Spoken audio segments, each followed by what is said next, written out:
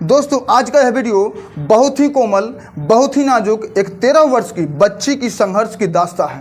दोस्तों इस वीडियो में केवल परेशानी की बात नहीं की जाएगी, इस वीडियो में समस्या और उसका समाधान का भी बात किया जाएगा। दोस्तों हो सकता है कि यह वीडियो देखने के बाद आप दिन भर के लिए दुखी हो सकते हैं, परेशान हो सकते हैं। तो दोस्तों आप दुखी हो जाइएगा, आप परेशान हो जाइएगा, क्योंकि दोस्तों किसी दूसरे की समस्या को सुनकर दुखी हो जाना, परेशान हो जाना एक अच्छे व्यक्ति की पहचान होती है। दोस्तों यह कहानी केरल का पथानामथिट्टा नामक एक जिला है, जहां की 13 साल की बच्ची की है। दोस्तों सन 2019 में उस बच्ची के साथ उसके साथ पढ़ने वाले लड़के ने दुष्कर्म किया और दोस्तों वह लड़का वहीं तक नहीं रुका, ये घटना जो है वो अपने दोस्तों को बताया। और दोस्तों उसका जो दोस्त था जिसको ये सारी घटनाएं बताया था, उस लड़के ने भी दोस्तों उस बच्ची के साथ दुष्कर्म किया। दोस्तों अगर ये बात यहीं तक रुक जाता तो शायद ये जो घटना है, इसका समाचार, इसका न्यूज़ हम और आप नहीं जानते, क्योंकि दोस्तों वो जो बच्ची थी वो इन सभी बातों को भूलकर आगे बढ़ने लगी, क्योंकि वो जो बच्ची थी वो बहुत प्रतिभाशाली थी और दोस्तों वो आगे बढ़ने पर विश्वास रखती थी।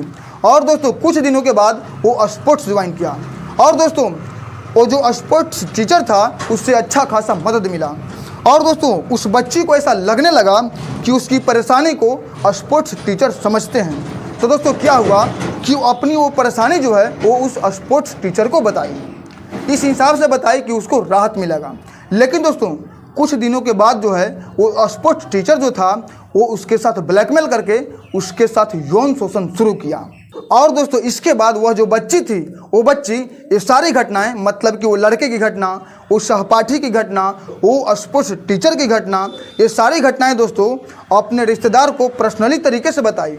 लेकिन दोस्तों कुछ दिनों के बाद वो जो रिश्तेदार थे, वो रिश्तेदार भी उस लड़की को ब्लैकमेल करके उसके साथ दुष्कर्म किया।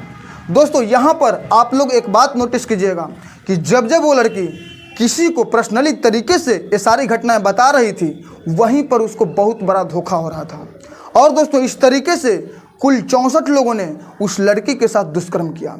और दोस्तों देखते देखते दिन बीतते गए, महीने बीतते गए और साल बीतते गए। और दोस्तों उस बच्ची को ऐसा लगने लगा कि दुनिया का प्रत्येक व्यक्ति दुष्कर्मी होता है, किसी को भी अपने मन की बात नहीं बताया जा सकता है। और दोस्तों जब उस लड़की को एक सभा में बोलने का मौका दिया गया कि अपने बारे में बताइए, समाज के बारे में बताइए, तो दोस्तों उस लड़की ने रटा रटाया निबंध नहीं बोली, वो अपने ऊपर बीती हुई सारी घटनाओं को बयां कर डाली।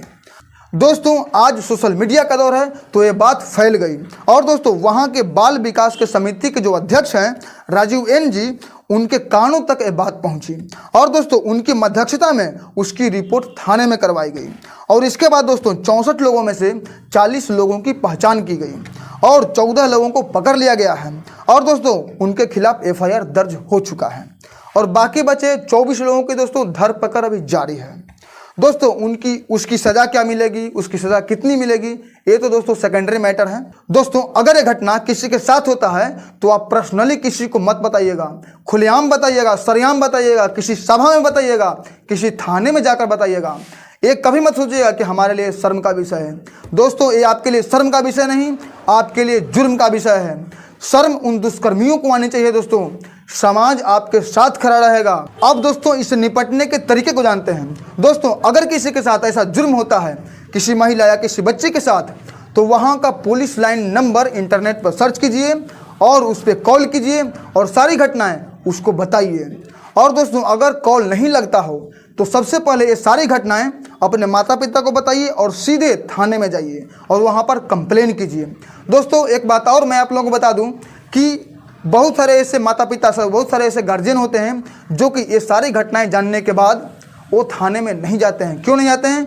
समाज के डर से कि समाज में बदनामी होगी।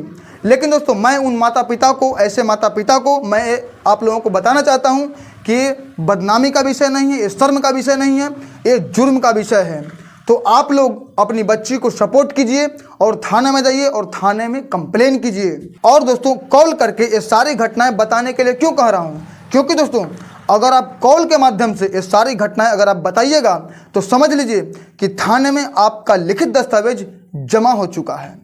तो दोस्तों ये जानकारी आप लोगों को कैसा लगा, अच्छा लगा या ख़राब लगा, कमेंट जरूर कीजिएगा। तो दोस्तों फिर मिलते हैं एक नए वीडियो में। तब तक के लिए दोस्तों जय हिंद जय भारत।